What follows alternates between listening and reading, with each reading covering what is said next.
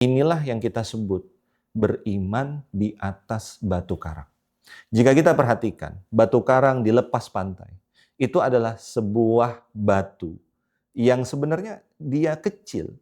Mungkin tidak lebih besar ketimbang lautan samudra, tapi ketika samudra itu, ombak itu menghantamnya, dia tidak bergeming. Ombak itu kemudian datang kepadanya, justru ombak itu yang terpecah. Batu karang tidak bergeming. Maka memahat sebuah keimanan di atas batu karang itu bisa kita lakukan dengan cara melalui proses berpikir. Mengapa kita harus berislam? Mengapa kita kemudian harus taat kepada Allah Subhanahu wa taala?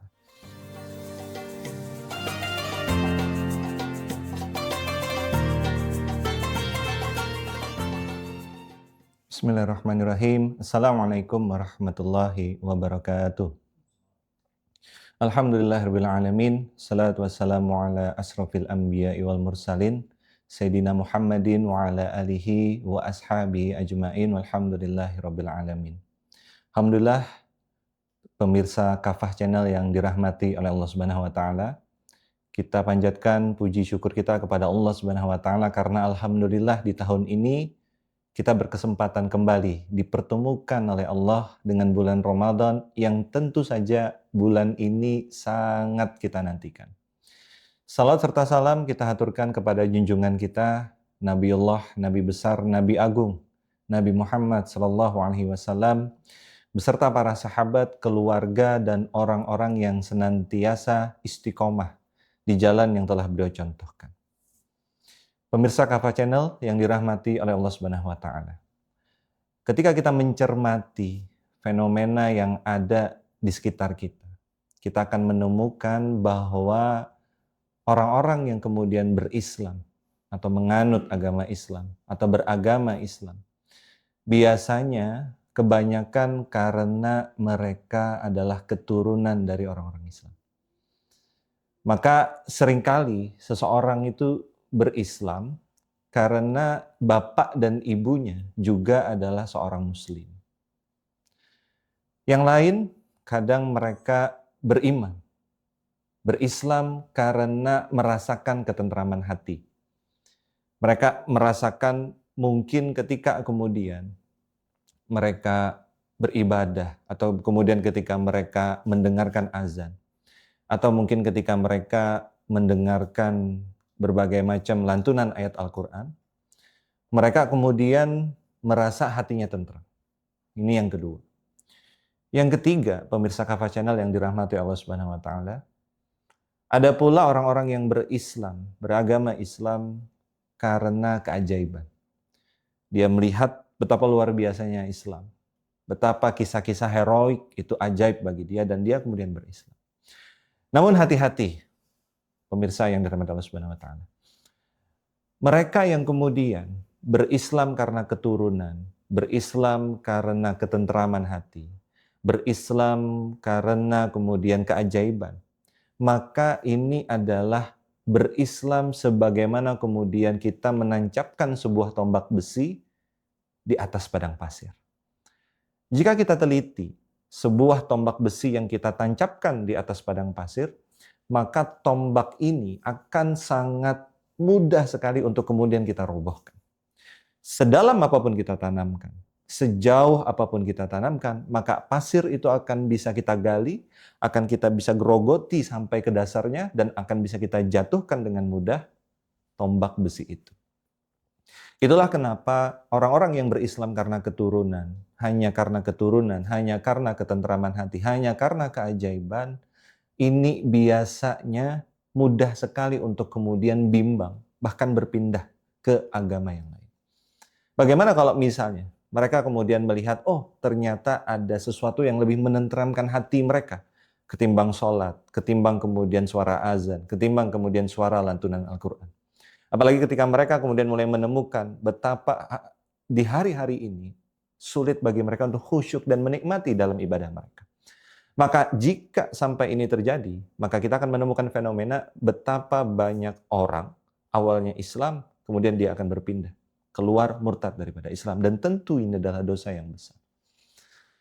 Masyaallah muslimin yang dirahmati Allah Subhanahu wa taala, pemirsa Kafah Channel yang senantiasa kita sama-sama berdoa semoga senantiasa dilimpahi keberkahan oleh Allah Subhanahu wa taala. Itulah kenapa kita harus belajar beriman, belajar berislam itu dari Nabi Ibrahim alaihissalam. Jika kita perhatikan, Ibrahim kecil itu lahir, beliau lahir dari keluarga yang bahkan ayahnya itu adalah seorang pemahat patung sesembahan. Ibrahim lahir dari sebuah kondisi yang kita tentu membayangkan bahwa seharusnya Ibrahim, kalau dia mengikut pada keturunannya siapa, Ibrahim ini tidak mungkin dia menemukan Tuhan. Dia pasti akan ikut untuk menyembah sesembahan yang pada saat itu disembah oleh banyak orang.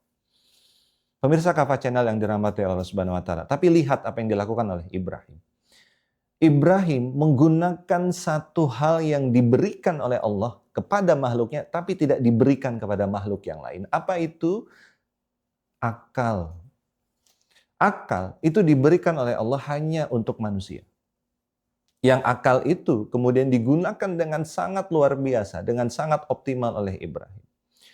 Ibrahim alaihissalam itu kemudian mencari Tuhannya. Kita tentu ingat bagaimana, dan kita tentu tahu bagaimana perjalanan Ibrahim alaihissalam mencari Tuhan.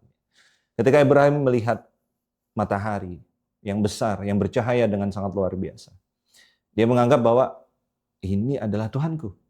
Tapi ketika kemudian itu tenggelam, dia berpikir tidak mungkin Tuhan itu bisa hilang, bisa tenggelam, bisa kehilangan cahayanya. Maka ketika muncul bulan, dia mengatakan ini Tuhanku.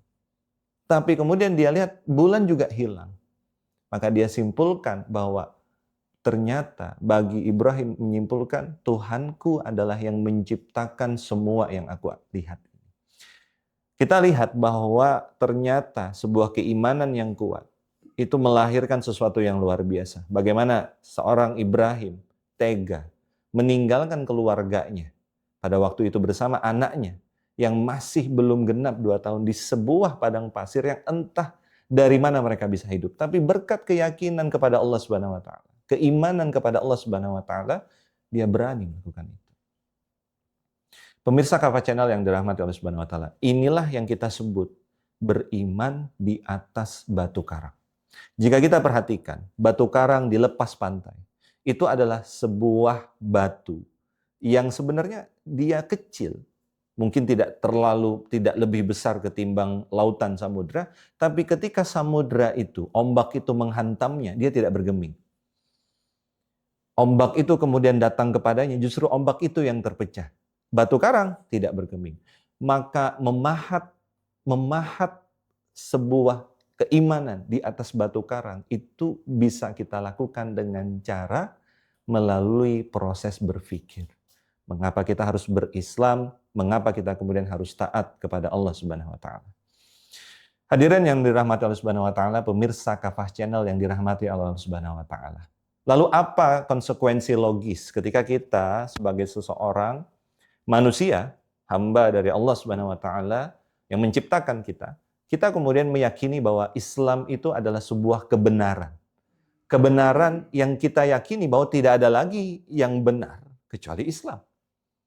Maka konsekuensi logis yang harusnya kita pahami ketika kita sudah membenarkan sesuatu adalah kita melakukan apapun yang diminta oleh yang kita yakini benar, tanpa kemudian membahasnya, tanpa kemudian melobinya.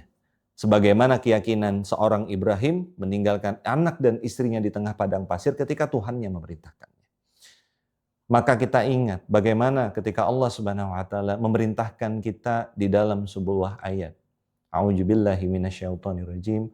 Ya ayyuhalladzina amanu. Ketika Allah kemudian menyeru, wahai orang-orang yang beriman, Allah kemudian menyeru, ya ayyuhalladzina amanu. Ini adalah seruan bagi orang-orang yang beriman. Udkhulu fisilmi kafah, kata Allah. Wahai orang beriman yang mengaku meyakini Allah, yang mengaku meyakini Nabi Rasulullah SAW, yang mengaku meyakini bahwa Al-Quran itu benar, maka Allah menyeru, udkhulu fisilmi kafah. Masuklah kamu ke dalam Islam. Dalam Al-Wajiz fi Tafsir Al-Kitab Al-Aziz, fisilmi kafah fisilmi ini artinya masuk kemana? Masuk ke dalam Islam. Masuk ke dalam agama Islam secara menyeluruh, bukan memilih-milih. Secara kafah artinya semuanya, yakni dalam semua syariat-syariatnya, dalam semua perintah-perintah, dalam semua hal yang diperintahkan oleh Allah Subhanahu wa taala. Maka ketika Allah berfirman saat ini di bulan Ramadan, ya ayyuhallazina amanu, sama seruannya kepada kemudian orang-orang yang beriman. Kutiba alaikumusiyam, kata Allah. Berpuasalah kamu. Maka sebagai orang-orang yang beriman, kita kemudian melakukan puasa Ramadan. Karena itulah ciri orang beriman. Karena itulah yang disebut oleh Allah Subhanahu wa taala, yang seruan ini hanya berlaku yang hatinya, yang pikirannya itu meyakini dan beriman kepada Allah dan Rasul-Nya dan kitab-kitabnya. Hadirin yang dirahmati Allah Subhanahu wa taala, sebagaimana di ayat yang lain, seharusnya perlakuan kita tidak berbeda. Ketika Allah kemudian menyerukan, ya ayyuhalladzina amanu, depannya sama, seruan untuk orang-orang yang beriman. Kalau yang tadi Al-Baqarah 183, kita mundur ke belakang. Ketika Allah kemudian mengatakan, ya ayyuhalladzina amanu kutiba alaikum. Yang dalam kemudian Al-Farah itu berkata bahwa kutiba alaikum di dalam Al-Quran ini bermakna ini difardukan atas kalian semua. Apa itu? Allah memerintahkan kutiba alaikumul qisasu fil qatlah. Diwajibkan atas kamu qisas kepada orang-orang yang kemudian dibunuh. Maka semua syariat harusnya tidak hanya puasa, kita harus melaksanakannya. Kenapa demikian? Karena kemudian Allah berfirman di dalam surah Al-Maidah ayat 44, 45 hingga 47. Allah kemudian berfirman mengancam kepada kita. Wa man lam yahkum bima anzalallah, barang siapa yang tidak memutuskan dengan apa yang kemudian telah anzalallah, telah diturunkan oleh Allah. Maka kemudian Allah mengatakan faulaika humul kafirun, kata Allah. Maka Allah kemudian mengatakan dia orang kafir. Atau Allah juga mengatakan faulaika humuz zalimun, dia orang yang zalim. Atau Allah juga mengatakan faulaika humul fasikun, atau dia orang-orang yang fasik. Hadirin yang dirahmati Allah Subhanahu wa taala, tentu sebagai seseorang yang mengaku beriman kepada Allah Subhanahu wa taala, kita tidak ingin dilabeli oleh Allah sebagai orang yang kafir, orang yang zalim, orang yang fasik. Ya. Kita ingin apa? Kita ingin diakui oleh Allah Subhanahu wa taala sebagai seseorang yang berislam secara kafah. Berislam tanpa pilih-pilih. Maka Ibnu Mas'ud dan Al-Hasan berkata, ayat tadi seruan ancaman Allah ketika kita tidak melaksanakan perintah Allah. Orang kafir, orang zalim atau orang kafir. Ibnu Mas'ud dan Al-Hasan berkata ayat ini bersifat umum bagi setiap orang yang tidak berhukum dengan hukum Allah. Maka hadirin yang dirahmati Allah Subhanahu wa taala, cara yang paling efektif, cara yang paling luar biasa, cara yang paling kuat untuk kita memahami Islam adalah kita melaksanakan syariat Islam. Maka semoga dengan kita memupuk keimanan kita di bulan Ramadan ini, kita bisa semakin dekat dengan Allah dan semakin yakin, dan keyakinan kita itu ditunjukkan dengan taat, tanpa tapi, tanpa nanti, dengan semua syariat Allah Subhanahu wa taala. Baik syariat puasa, syariat dalam muamalah, syariat dalam berkeluarga, bermasyarakat, bernegara, dan lain sebagainya. Wallahu a'lam bishawab. Semoga ini kemudian menjadi pengingat nasihat bagi kami pribadi dan kita semua. Wallahu a'lam bishawab. Assalamualaikum warahmatullahi wabarakatuh.